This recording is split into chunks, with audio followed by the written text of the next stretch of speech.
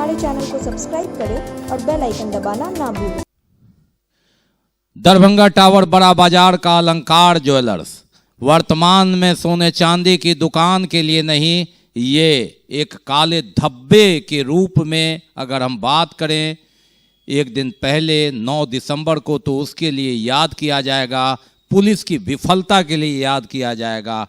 अपराधियों का दिन था मानो उस दिन, और अंततः अपराधी सफल हो गए अपने काम को अंजाम देने में, और जिले की सबसे बड़ी लूट।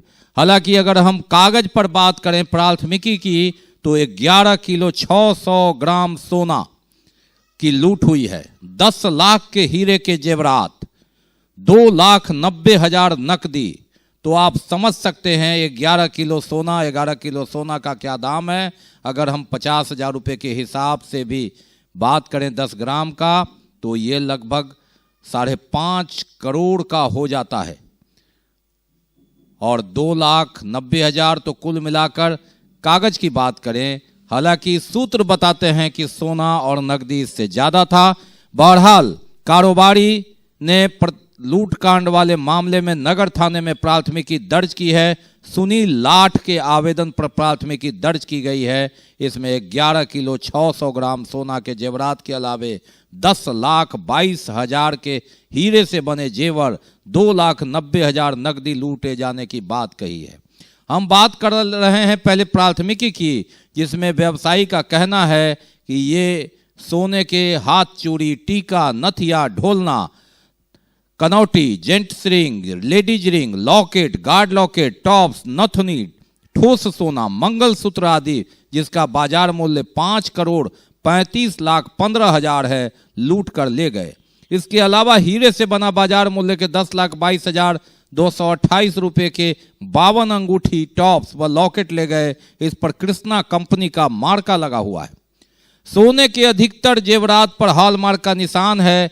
पीड़ित व्यवसायी सुनील लाठ, जिन्होंने संघर्ष किया लेकिन अंततः कुछ सफल रहे, इनका कहना है कि वे 10 बजे बड़ा बाजार अपने अलंकार ज्वेलर्स प्रतिष्ठान पर गए और दुकान खोला। दुकान में उस समय पप्पू कुमार राय, रवि चौधरी, प्रीतम कुमार, संतोष कुमार, दीपू चौधरी, अरुण कुमार शाह के अलावा ज्वेलर व्यापारी कैदराबाद के अशोक कुमार, बसौली के ही व्यापारी ललन, बहेड़ी के ही व्यापारी अमरजीत शाह मौजूद थे।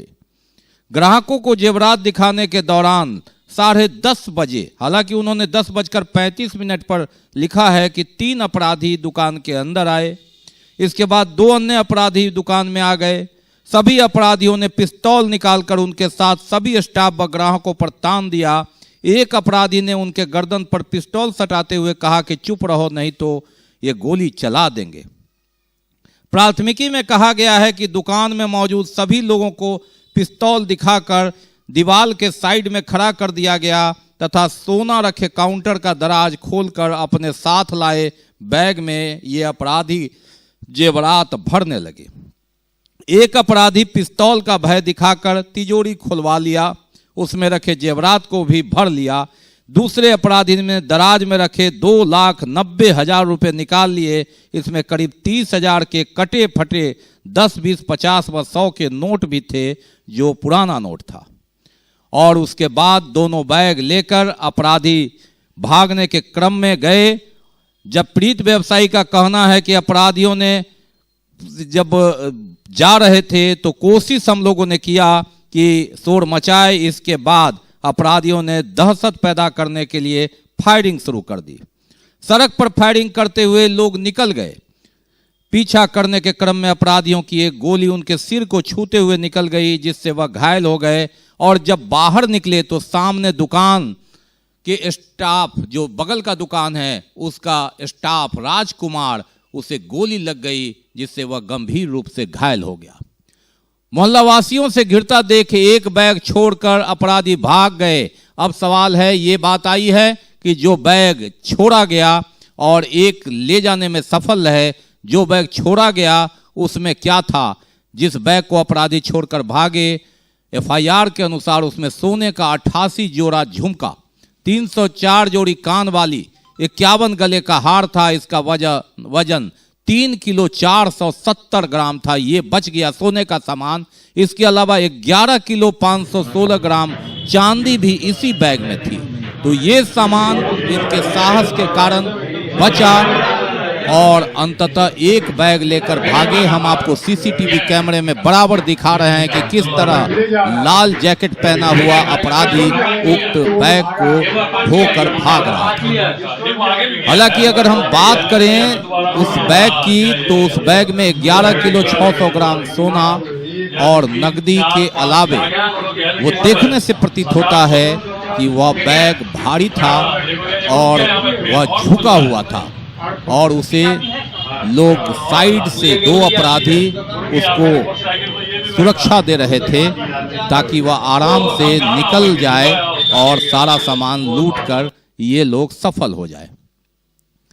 प्राथमिकी के अनुसार जो प्रत्यक्षदर्शी हैं जिन्होंने एफआईआर किया है सुनील लाट, उनके अनुसार सभी अपराधी की उम्र 25-26 के आसपास थी और साधारण कद के थे। लाल रंग का जैकेट व आसमानी रंग का जींस पहने हुए अपराधी जिसने बैग ढो रहा था।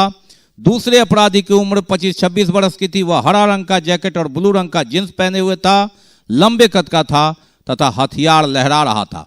तीसरा अपराधी 30 वर्ष के आसपास का था, वह मोटा था तथा ब्लू रंग का जींस व जैकेट पहने हुए था। चौथा अपराधी लाल जैकेट पर उजला धारी रंग का जैकेट व स्लेटी रंग का टी शर्ट पहने हुए था। पांचवा अपराधी जिसकी उम्र 20, 27, 28 वर्ष रही होगी, वह कत्थई कलर का टी शर्ट, ब्लू रंग का मफलर व ब्लू रंग का जींस पहने हुए था। पीठ पर उजला धारी वाला बैग रखे हुए था। सभी अपराधी हिंदी भाषा में बातचीत कर रहे थे। एफआईआर के अनुसार दुकान के बाहर सड़क पर निगरानी कर रहा अपराधी पीला रंग का टोपी पहने हुए था। सभी मास्क व टोपी लगाए हुए थे। घटना को अंजाम देने के बाद प्रतिष्ठान से कुछ दूरी पर गांधी चौक पर अपने बाइक पर बैठकर भाग गए। गांधी चौक पर उजला रंग का अपाची गाड़ी व काला रंग का पल्सर बाइक लगा हुआ था। पीड़ित कारोबारी का कहना है कि अन्य लोग कई बदमाश सहयोग में थे जो निगरानी कर रहे थे गुप्त रूप से। इन्होंने सभी को पहचान लिया है और पुनः चेहरा देखकर पहचान लेंगे। तो ये एफआईआर दर्ज की गई है। जिले के सबसे बड़ी लूट, एक काला बदनुमा दाग पुलिस प्रशासन पर, व्यवस्था पर, जिसमें असफल हो गई पुलिस अभी तक। लेकिन उम्मीद जिले के एसपी बाबूराम का कहना है कि उन्हें सुराग मिला है, जल्द ही अपराधी गिरफ्त में होंगे। लेकिन सरकार ने इसको गंभीरता से लिया है। सीआईडी के एसपी शैलेश कुमार सिन्हा घटना के दिन ही आए और सीआईडी के डीआईजी रत्नमणि संजीव गुरुवार को दरभंगा पहुंचे केस की मॉनिटरिंग करने। तो समझा जा सकता है कि सरकार ने इसे गंभीरता से लिया है और गंभीरता से ले भी क्यों ना, क्योंकि एक काला बदनुमा धब्बा दाग और विपक्षी पार्टियों ने जबरदस्त अटैक किया है। पुलिस से मिली भगत का आरोप और 24 घंटे से ज्यादा बीत जाने के बाद भी पुलिस के हाथ में है खोखा और सीसीटीवी का फुटेज। घटना से काफी आहत हैं व्यापारी। सुनील कुमार लाट घायल हैं, उनके भाई पवन कुमार लाट काफी क्षुब्ध हैं। लेकिन उनका कहना है कि पुलिस ने आश्वासन दिया है, लेकिन आश्वासन कई घंटों बाद तक बहरहाल कोरा ही है और आश्वासन सिर्फ आश्वासन, बरामदगी के नाम पर कुछ नहीं, सुराग के नाम पर कुछ नहीं। बीटीएन न्यूज लगातार यह बता रहा है कि किस तरह अपराधियों का दिन रहा, वह दिन पुलिस का नहीं था। पुलिस की कई असफलताओं को उजागर करता है कल का ये वारदात। एक काला धब्बा पवन लाट कहते हैं कि जिस तरह से घटना को अंजाम दिया गया ये एक चुनौती है और उम्मीद करते हैं कि संभवतः अपराधी पकड़ में आए और उनके सामान की बरामदगी हो। सर ये बताइए, नाम अपना बता दें क्या? मेरा नाम पवन कुमार लाट है। अलंकार मेरी फर्म है, इसमें हम पार्टनर हैं। मेरे 2 भाई 4 भाई हैं, हम लोग चारों पार्टनर हैं। 10:35 पर 10:30 बजे हम करीब शॉप पर आए हैं। तो उसके पहले मेरा छोटा भाई दुकान खोल चुका था।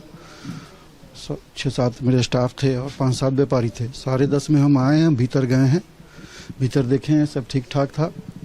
बस बाहर निकले ऑफिस में, उसकी टाइम 10:36 में वो लोग दो दो करके भीतर घुसे हैं और दोनों हाथ से पिस्टल तान दिए हैं। जो व्यापारी थे, स्टाफ थे, सबको एक लाइन में खड़ा कर दिए और अपने साथ फिर 2-3 घुसे थे भीतर, फिर 2 और गए और तो वो झोला लेके गए। उस झोला में सारा सामान निकाल के डालते चले गए और एकदम गर्दन पर पिस्टल सटा के डालते चले गए। डाल के बाद, भरने के बाद एक एक झोला लेके निकले।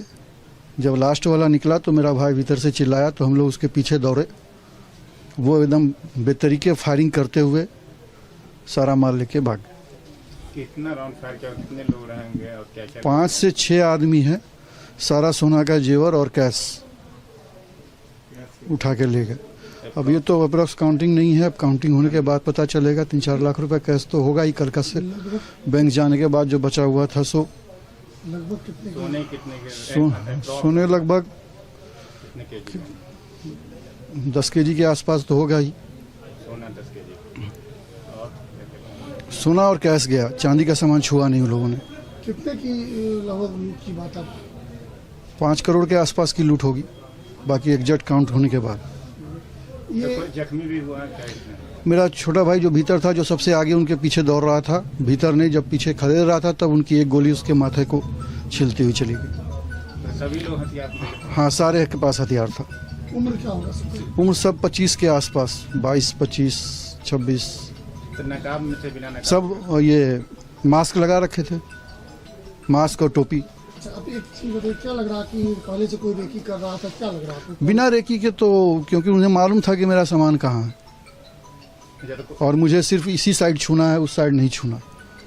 तो कोई ये भी शक लग रहा है कि आपका ही घर का भेदिया भी हो रहा है? अब ये तो हम, मेरे पास जो भी स्टाफ हैं 20 बरस से हैं और जैसे सारे जो है, ये मेरा काम ही वही है, तो मुझे अपने स्टाफ पर कोई किसी तरह का शंका नहीं है।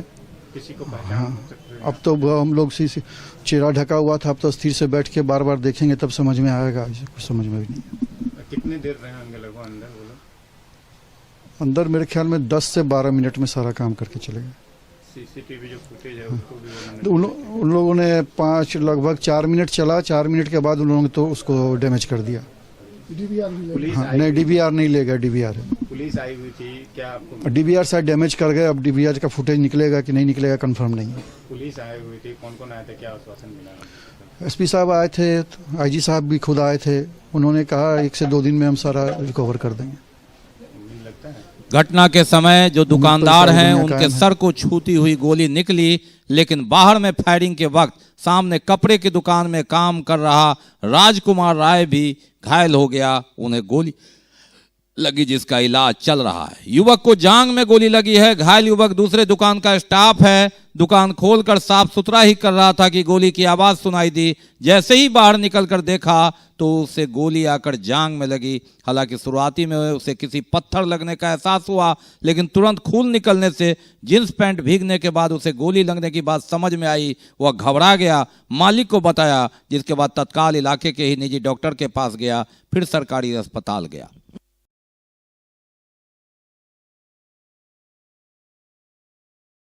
10 बजे मेरा दुकान खुली। उसके बाद 10-15 मिनट हम अपना दुकान झाड़ बाहर किए। उसका पूजा पाठ किए। पूजा पाठ करके अपना टेबल बाहर निकाले।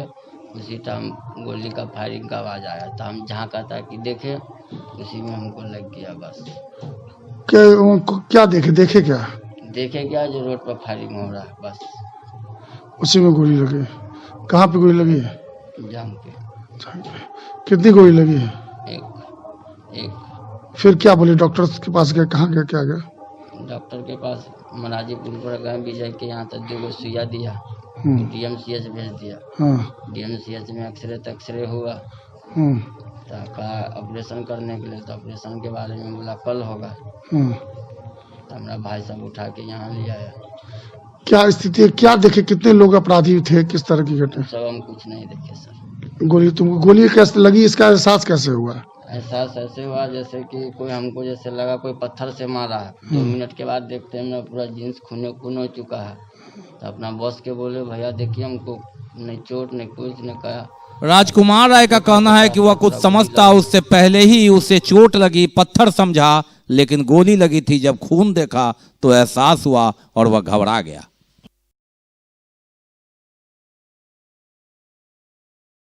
बीमार नहीं रहा लाचार, हो रहा मुफ्त उपचार। हड्डी नस रोग से संबंधित गंभीर बीमारियों का मुफ्त में इलाज। इंतजार किसका, जाएं सर्राफ ऑर्थो एवं स्पाइन सेंटर और दर्ज कराएं प्रधानमंत्री जन आरोग्य योजना में अपना नाम। विश्व की सबसे बड़ी स्वास्थ्य सुविधाओं का उठाएं लाभ। आधुनिक ऑर्थोपेडिक सुविधा, ऑर्थोस्कोपी, स्पाइन सर्जरी, फ्रैक्चर का अत्याधुनिक इलाज। Doctor S N Sarraf, doctor Abhishek Sarraf, रीढ़ हड्डी और नस रोग विशेषज्ञ डॉक्टर प्रियंका बी सर्राफ, स्त्री। घटना से चौतरफा घिरी दरभंगा पुलिस की साख बचाने के लिए एसटीएफ की टीम आई। देर रात सीआईडी के एसपी शैलेश कुमार सिन्हा भी पहुंचे और घटना स्थल पर लगातार जमे रहे। इस टीम ने अलग अलग जांच कर शक के आधार पर कुछ लोगों को रोक रखा है। दुकान के स्टाफ से लूटे मोबाइल तो बरामद हो गए हैं, लेकिन अभी तक अगर सीधे तौर पर कहे तो किसी की गिरफ्तारी नहीं हुई। पटना और मुजफ्फरपुर से एफएसएल टीम के साथ सीआईडी एसटीएफ की टीम ने जुट गई है। घटना स्थल पर वैज्ञानिक तरीके से अनुसंधान शुरू किया गया। कुत्ता भी मंगाया गया, लेकिन कुत्ता वहीं तक गया जहां गाड़ी लगी हुई थी। जांच टीम के साथ डीएसपी अनुज कुमार भी थे। उन्होंने कहा कि जांच की दिशा मिल गई है, घटना का जल्द उद्भेदन हो जाएगा। आईजी अजिताभ कुमार ने भी कहा कि 1 से 2 दिन में सामान की बरामदगी हो जाएगी। ये एक सुखद बात लगती है पीड़ित को और व्यापारियों को। एसएसपी बाबूराम का भी कहना है कि सुराग मिल गया है, लेकिन सुराग में कितना बड़ा छिद्र है कि अपराधियों तक पहुंच पाए, ये तो वही जाने।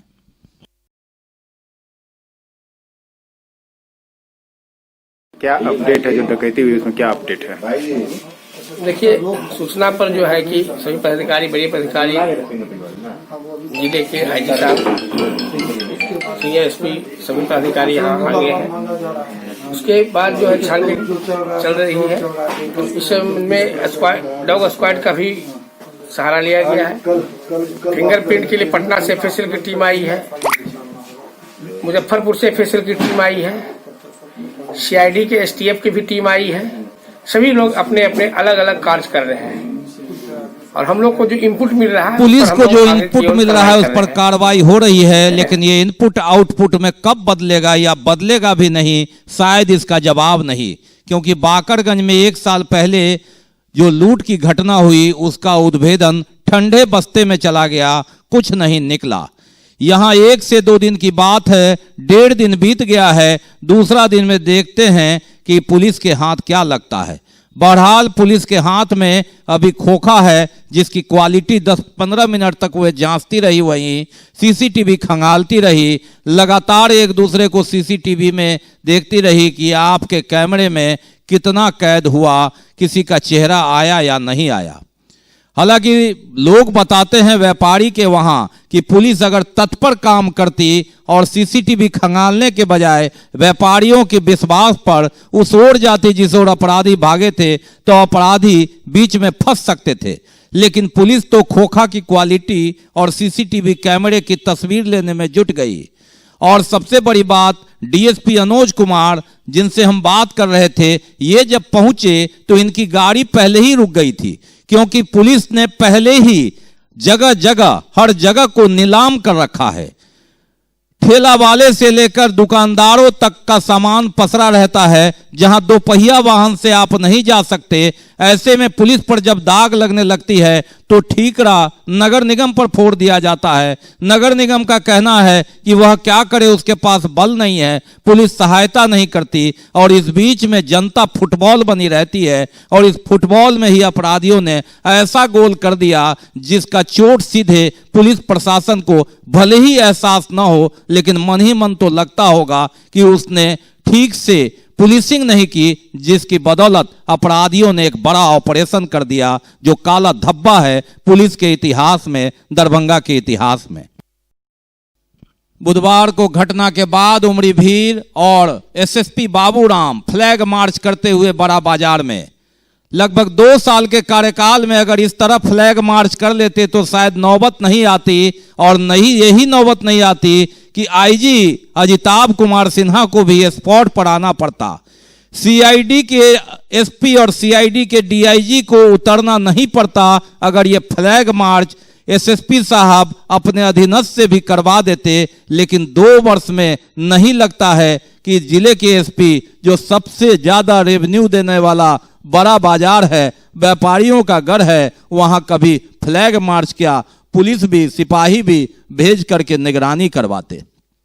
लेकिन यह मजबूरी अपराधियों के ऑपरेशन के बाद उसका उपाय ढूंढने में, साख बचाने के लिए तत्काल पुलिसिंग दिखा रहे हैं। लेकिन यह पुलिसिंग पहले दिखानी थी ताकि अपराधी इतने बेखौफ न होते। अगर पुलिसिंग होती बड़ा बाजार में, दरभंगा टावर पर, तो इस तरह पुलिस को मास्क और हेलमेट चेकिंग में फजीहत नहीं झेलनी पड़ती कि जो लोग लगातार चालान काटने में सवाल पूछते हैं कि मेरा चालान क्यों काटते हैं, उस ठेले वाले से क्यों नहीं, उस दुकानदार से क्यों नहीं जो फुटपाथ पर पसरे हुए। हालांकि एसएसपी बाबूराम ने इसे चुनौती के रूप में लिया है और उन्हें उम्मीद है कि अपराधियों को पकड़ने में सफलता मिलेगी। अभी हाल ही में सिंहवाड़ा के बहुचर्चित स्वर्णकार समाज के रमन ठाकुर अपहरण कांड की बरामदगी के बाद लोगों को भी विश्वास है कि भले ही देर से सही, तत्काल भले ही पुलिस को न सफलता मिली हो, कमी रह गई हो, लेकिन सफलता मिलेगी।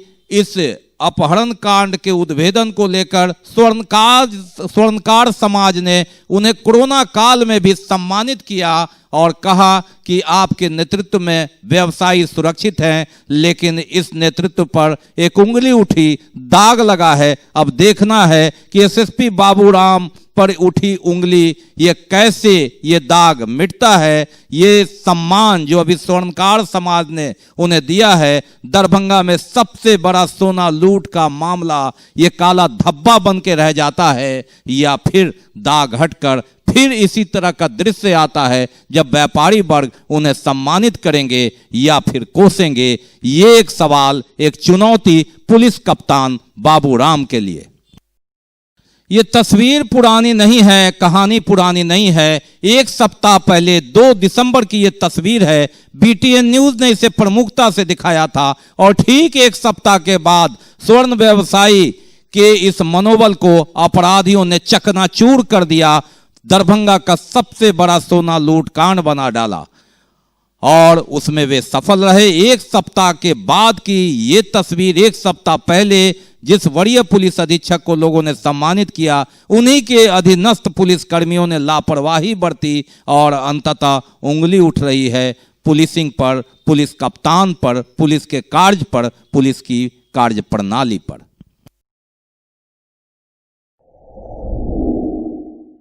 Global health care and diabetes research centre, जो बिहार में पहला अंतर्राष्ट्रीय तकनीक एवं आधुनिक सुविधाओं से लैस सुपर स्पेशलिटी डायबिटीज केंद्र है, जहां एक छत के नीचे डायबिटीज से संबंधित सारी सुविधाएं मौजूद हैं, जैसे कि diabetes heart care, diabetes eye care, diabetes neuro care, diabetes foot care, diabetes pharmacy और डायबिटीज प्रयोगशाला। पता जीसस एंड मैरी स्कूल के पास, रहमगंज, दरभंगा, बिहार।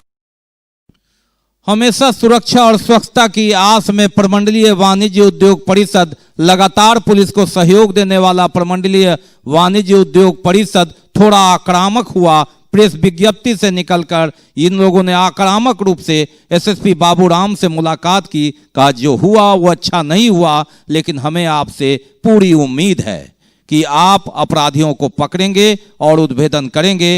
इनके अनुसार जो प्रतिनिधि मंडल गए थे, उन्हें एसएसपी बाबूराम ने आश्वस्त किया कि उन्हें सुराग मिल गया है और जल्द ही अपराधी गिरफ्त में होंगे, सामान की भी बरामदगी होगी। व्यापारियों के लिए एक अच्छी खबर, एक खुशी की बात, सुकून की बात, संभवतः ऐसा हो तो एक बहुत बड़ी सफलता होगी पुलिस के लिए। इधर इस मुद्दे को लेकर विपक्षी पार्टियां हमलावर हुई। आरजेडी ने मोर्चा खोला और अंततः विरोध प्रदर्शन किया। पुलिस सरकार प्रशासन के खिलाफ नारेबाजी की। एक दिन पहले यहां से राजद प्रत्याशी रहे अमरनाथ गामी ने यहां तक आरोप लगा दिया कि संरक्षण में यह लूट हुई है, जानबूझकर सब्जी बाजार और दुकान को नीलाम किया गया ताकि हमें आने में देर हो और आप अपना काम कर जाए। मालूम रहे कि आरजेडी इसका लगातार हमलावर है।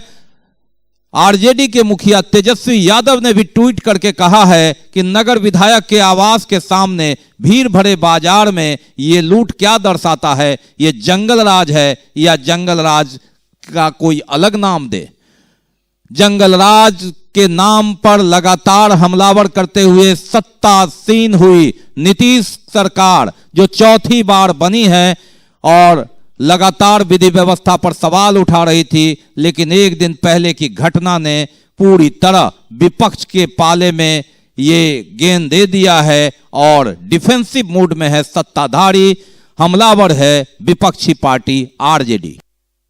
इस घटना का उद्बोधन अगर 72 घंटों के भीतर नहीं हुआ तो राष्ट्रीय जनता दल पूरे दरभंगा को बंद कराने का और यहाँ चेंबर ऑफ कॉमर्स और जितने भी व्यवसायी संघ के लोग हैं, संगठनों के लोग से 1-to-1 मीटिंग करके दरभंगा को बंद कराने का काम करेंगे। और इस बात की मांग करते हैं कि लूट में लूटी गई सामग्री और लुटेरों को अविलंब पकड़े और नीतीश कुमार बताए कि उनका पुलिस प्रशासन क्यों फेलियर है। यहाँ जहाँ घटना घटी वहाँ आधे घंटे में पुलिस नहीं पहुँच पाई, उसका मुख्य रूप से कारण है पूरे दरभंगा शहर पे अतिक्रमणियों के द्वारा जो है इतनी यातायात व्यवस्था ठप है यहाँ पर कि यहाँ पर अगर कहीं आग लग जाए तो मकान जल जाने के बाद मानते हैं कि पुलिस एक्टिव थी? पुलिस बिल्कुल एक्टिव नहीं थी। अगर पुलिस एक्टिव होती, एक तरफ ललित नारायण मिथिला यूनिवर्सिटी, एक तरफ टाउन थाना, एक तरफ नाका, यहाँ तो जिस तरीके से यहाँ पर अरबों का जो कारोबार होता है उस बाजार से अरबों का जो है लोग यहाँ से रेवेन्यू जाता है गवर्नमेंट को, दोनों तरफ तीनों तरफ नाका में तब्दील करके वहाँ पर अब 47 और 56 से लेस वहाँ पर पुलिस पदाधिकारियों को देना चाहिए।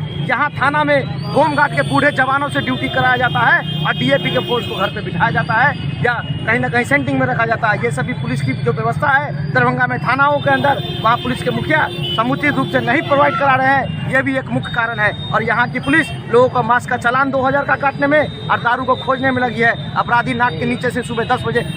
आरजेडी नेता राकेश नायक हमलावर हुए सत्ताधारी पार्टी पर, तो पूर्व विधायक और राजद प्रत्याशी अमरनाथ गामी ने तो एक दिन पहले ही कहा था कि पुलिस के संरक्षण में यह लूट घटना को अंजाम दिया गया था। आज आंदोलन में वे फिर और उग्र हुए।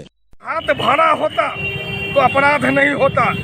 पुलिस अपराध के बाद, लूट के बाद केवल मतलब दिखावा करने का काम करते हैं। आप देखते होंगे लगातार बड़ा बाजार में पुलिस की गाड़ी दौड़ रही है, चोर अपराधी को खोजने का काम नहीं हो रहा है। अपराध के 2 मिनट के बाद अगर नाकाबंदी हुई होती तो शहर से लूट का माल बाहर नहीं जाता, अपराधी पकड़ा जाता। कहीं नाकाबंदी नहीं होती है, कहीं रात्रि गश्ती नहीं होता है। दरभंगा चोर लुटेरे के हाथ में बेलगाम है, जनता परेशान है। जनता में दिखावा का काम हो रहा है। उसी पुलिस प्रशासन अपने को दिखा रहा है कि लूट स्थल पर हम जा रहे हैं, लूट स्थल से आ रहे हैं, लेकिन अपराधी पकड़े नहीं जा रहे हैं। निश्चित रूप से खाना पूर्ति का काम किया जा रहा है। नीतीश कुमार को कुछ कहेंगे? नीतीश बाबू का इकबाल समाप्त हो गया और इकबाल समाप्त होने के बाद ही इस तरह का अपराध बढ़ता है। हमको लगता है कि जिला प्रशासन, पूरा बिहार के प्रशासन नीतीश जी को चुनौती देते हैं कि आप गद्दी छोड़ दीजिए, आपकी बात हम मानने नहीं जा रहे हैं। हम मनमाने ढंग से अपना काम को अंजाम देंगे, शराब बिचवाएंगे, अपराध बढ़वाएंगे, आवाम का हत्या करवाएंगे। नीतीश बाबू पुलिस प्रशासन का कुछ नहीं कर पाएंगे। एक दिन पहले ही घटनास्थल पर पूर्व विधायक अमरनाथ गामी ने सीधे तौर पर कहा था कि जानबूझकर सब्जी बाजार से लेकर टावर पर बाजार को पसार दिया है पुलिस ने, ताकि घटना के बाद अपराधी आराम से निकल जाए और उन्हें आने में देर हो। और उनके बयान के समय हमने दिखाया था कि किस तरह दरभंगा टावर पर पुलिस अपना काम कर रही थी। मास चेकिंग और गाड़ी चेकिंग के नाम पर फ्रेंडली मैच खेला जा रहा था। यहां तक कि जब घटना स्थल पर डीएसपी अनुज कुमार आए तो उन्हें भी अपनी गाड़ी छोड़कर पैदल आना पड़ा और ऐसे में अपराधी बाईपास तक सीधे एनएच तक निकल गए और पुलिस यहां खोखा से लेकर सीसीटीवी कैमरा खोजती रही। लगता है अपराध जो हुआ है प्रशासन के संरक्षण में हुआ है। टाउन थाना से अपराध स्थल का दूरी मात्र 0.25 किलोमीटर है। इस स्थल तक आने में पुलिस को 1.5 घंटा लगती है। आप समझ सकते हैं जिस तरह से दरभंगा टावर और थाना के बीच में सब्जी मंडी बसाया गया है, ऐसा लगता है कि अपराधी को समय देने के लिए, अपराध समाप्त रोकने के लिए विलम्ब से पुलिस आवे, इस कार्य के लिए सड़क को जाम करवाया गया है और बड़ी दुर्घटना को अंजाम दिया गया है। सुना आपने पूर्व विधायक अमरनाथ गामी ने क्या कहा कि ये गठजोड़ है पुलिस प्रशासन और अपराधियों का। जानबूझकर देरी लगी और घटना के समय एक दिन पहले डीएसपी अनुज कुमार को इसका सामना करना पड़ा। उनकी गाड़ी पहले रोकी गई, वे पैदल पहुंचे चूंकि जाने का रास्ता नहीं था और ऐसे में पुलिस को भी आने में समय लगा। यहां तक कि जो अपराधियों ने गाड़ी लगाई वहां से 3 नाका मात्र 25 से 30 फीट की दूरी पर है। 2 मकान के बाद वहां अपराधियों ने 15-20 मिनट तक गाड़ी रोकी। बगल में 3 नाका, बगल में 4 नाका और 1-4 की पुलिस दरभंगा टावर पर, और उसके बाद 5 किलोमीटर का सफर तय करके एनएच पर पहुंच जाते हैं अपराधी आराम से, और पुलिस नाकेबंदी नहीं कर पाई। ये है पुलिसिया सिस्टम वर्तमान में, जिसे ध्वस्त कह सकते हैं, और अपराधियों ने दिखा दिया कि आपका सिस्टम कागजी है और इसे छिद्र कर आराम से अपराध कर निकला जा सकता है। भले ही आगे पुलिस अपराधियों तक पहुंच जाए सर्विलांस के माध्यम से, सीआईडी के बल पर, एसटीएफ के बल पर या सोर्स के बल पर, लेकिन तत्काल वनडे मैच की बात करें तो अपराधियों की जीत हुई, पुलिस का मनोबल गिरा है, लेकिन उम्मीद पर दुनिया कायम है। व्यापारियों को उम्मीद है कि अपराधी जल्द पकड़े जाएंगे, अच्छे दिन आएंगे। अब देखना है सुशासन बाबू को चुनौती। नगर विधायक संजय सरावगी जो जनता दरबार लगा करके बात कर रहे थे, वहां भी उनके साथ 4 अंगरक्षक थे चंद मिनटों की दूरी पर, उन्होंने भी कोई कोशिश नहीं की। ये भी सवाल उठ रहा है। अब सवाल तो यह है कि वे विधायक की सुरक्षा देखेंगे या अपराधियों को पकड़ेंगे। बहरहाल कई सवाल, लेकिन सब सवाल प्रशासन पर, सब सवाल पुलिस पर, पुलिस या सिस्टम पर। व्यापारी इस बारे में दबी जुबान से बोलते हैं, लेकिन नीति क्या कहती है, नैतिकता क्या कहता है? कप्तान को ताली और कप्तान को गाली। ऐसे में एसएसपी बाबूराम पर कई सवाल, जिसमें पाक चादर से सम्मानित करने की जो बात है उसे बरकरार रखने की चुनौती अपराधियों द्वारा दी गई है। 1 सप्ताह पहले स्वर्णकार समाज द्वारा सम्मानित किए गए एसएसपी बाबूराम के लिए एक ऐसी परीक्षा जिसमें अगर वे पास ना होते हैं तो उन्हें एक मलाल होगा। एक बार चार्ज करें, 80 किलोमीटर चलाएं। I am electric, I am the future. No licence, no registration, no insurance, no pollution, only Yuvraj Hero Electric. Hero Electric करें सालाना 36,000 रुपए से भी ज्यादा की बचत। Easy finance available.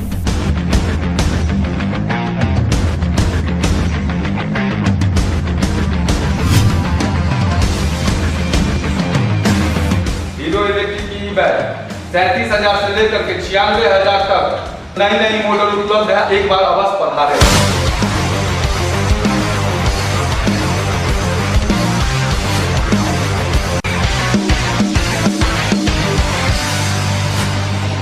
नमस्कार, युवराज हीरो इलेक्ट्रिक में आप सबका स्वागत है। Yuvraj Hero Electric, Saidnagar, Acme road, Laheria Sarai, Darbhanga.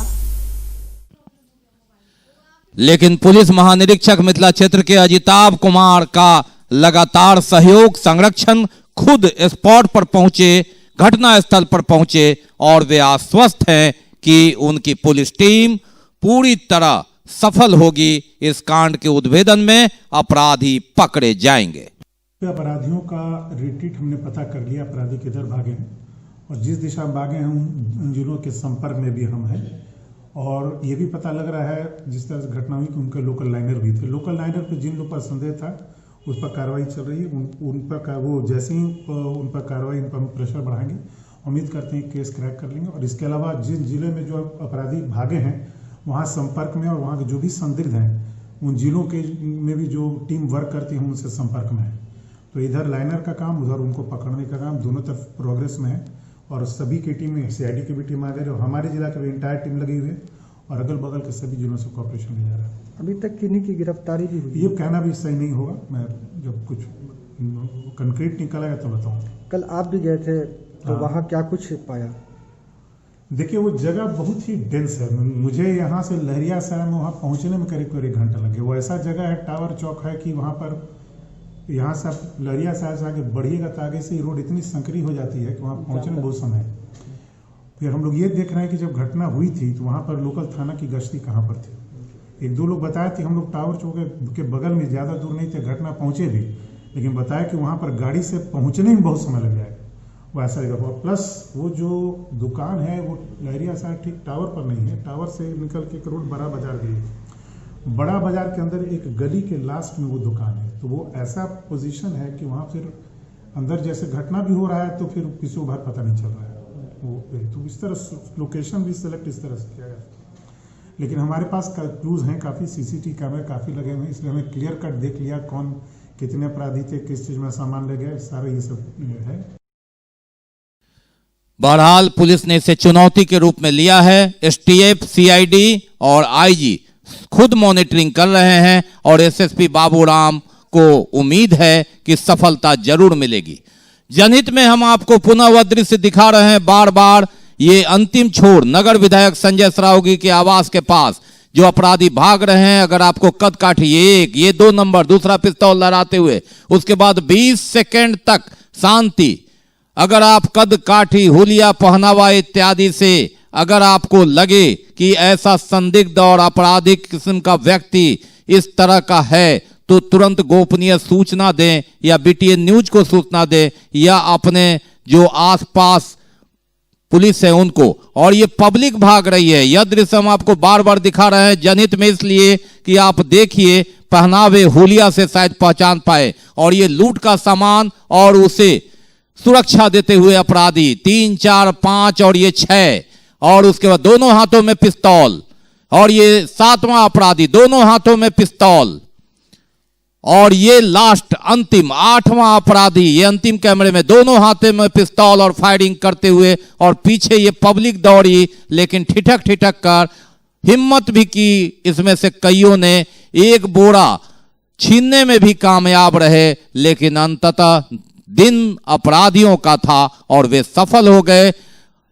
वहां स्थानीय कई लोग शटर गिराए, खोले, कुछ लोग समझे, कुछ ना समझे, लेकिन कुछ लोगों ने हिम्मत दिखाई। पुलिस को आने में काफी देर लगा, नाकेबंदी नहीं हो पाई शहर, और वे बाईपास होते हुए अलीनगर वार्ड नंबर 1 होते हुए एनएच तक पर पहुंच गए, जिसकी निशानदेही इसलिए मिलती है कि उन्होंने 4 मोबाइल जो लूटे थे उसे महिंद्रा शोरूम के पास फेंक दिया। अब देखना है कि 36 घंटे बाद सुराग नहीं, 72 घंटे तक का अल्टीमेटम दिया है। विपक्षी पार्टी ने आरोप लगाया है लगातार सरकार, प्रशासन और पुलिस पर। पुलिस के हाथ क्या मिलता है? बहरहाल लगातार पुलिस काम कर रही है, उम्मीद पर दुनिया कायम है और व्यापारियों को उम्मीद कि होगा कांड का उद्भेदन। दरभंगा का जो सबसे बड़ा यह लूट कांड है उसका उद्भेदन होगा और गिरफ्त में आएंगे अपराधी।